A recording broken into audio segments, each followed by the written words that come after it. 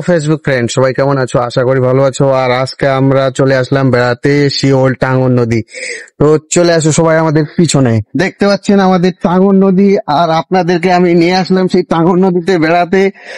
তো আসুন পিছে পিছে আর দেখুন আমাদের টাঙ্গন নদীর এই যে আমাদের টাঙ্গন নদী আপনাদের সামনে তুলে ধরলাম সেই দৃশ্যগুলো।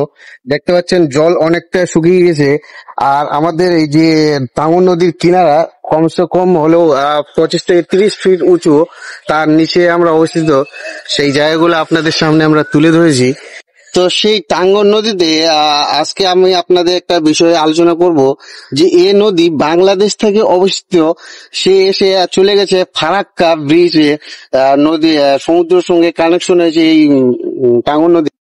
আর এই যে টাঙ্গন নদীর পাশেই বাঁধের যে সাইড জায়গাগুলো, এই জায়গাগুলো কৃষিরা চাষ করে শাকসবজি লাগিয়েছে। দেখো এই যে পেঁয়াজ লাগিয়েছে, কিছু কিছু জায়গায় রসুন লাগিয়েছে। কৃষকরা বিভিন্ন ধরনের শাকসবজি এই নদীর কিনারায় চাষবাস করে খাচ্ছে।